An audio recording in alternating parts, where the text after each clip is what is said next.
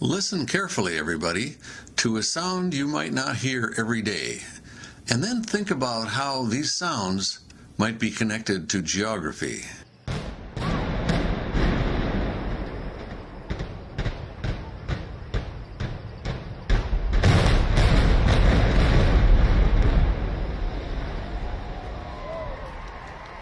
Those are the sounds of successive explosions being set off to bring down a large building, usually in a city. Doesn't this kind of demolition make you think, why is that big building being torn down? Is it too old? Too unprofitable? Was it put in a bad location? Is there something better coming along? Dr. David Lannergan, professor of geography at Macalester College in St. Paul and director of the Minnesota Alliance for Geographic Education, helps us look at the geographic location decisions of the past and present, and will help us understand why they are important. You are listening to a podcast created by the Minnesota Alliance for Geographic Education. Our mission is to help you understand your world better through geography. This podcast is directed at Minnesota geography teachers and addresses them following Minnesota geography standards 8.3.1.1.1 and 8.3.3.5.1. Some devices playing this podcast will show visuals, chapter controls, and clickable internet links. I am Fred Kunze, a steering committee member of the Minnesota Alliance for Geographic Education. All of us live in a landscape that was created by our predecessors. They made a series of location decisions. They decided where they would build a city. They decided where their streets would be laid out. They decided where the churches would be built. They decided where the schools would be located. They decided where the factories, shopping centers, all these were locational decisions that determine our life. So people who made location decisions in the past actually control the future.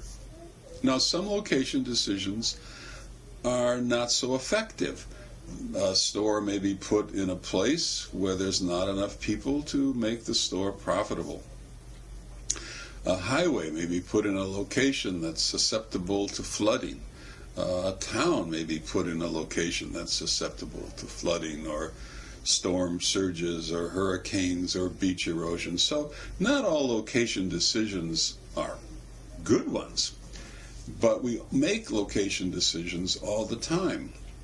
And it's important for us to think about this as a future generating process. As we look around us, we see the decisions made in the past, but what decisions are we making about the future? Should we buy a house in a location because we like it and then tear the house down and build a new house that suits our fancy better? That's a location decision, and it's affecting the future. Now, when we think about things a little beyond our own, where we're going to locate a store, or where are we going to go shop, or where are we going to look for somebody who might be a friend of ours or something like that, if we think about the society's location decisions, it becomes even more important.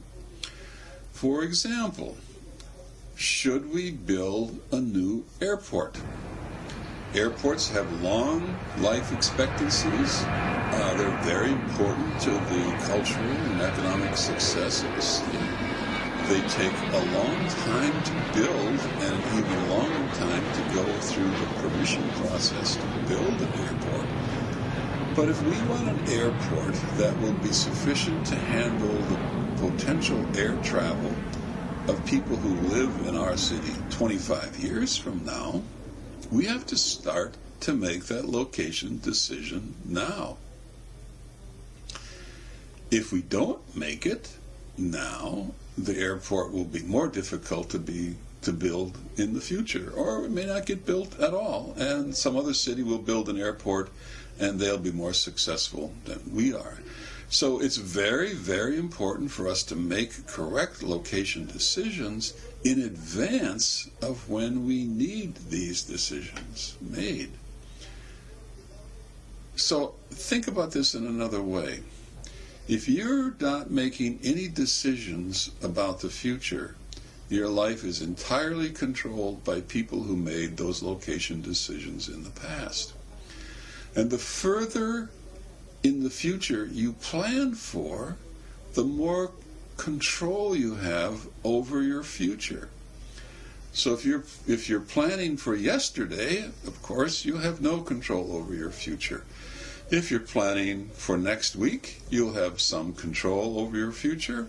Or if you're making a plan for 5 years from now, you'll have more control over your life 5 years from now than you will now.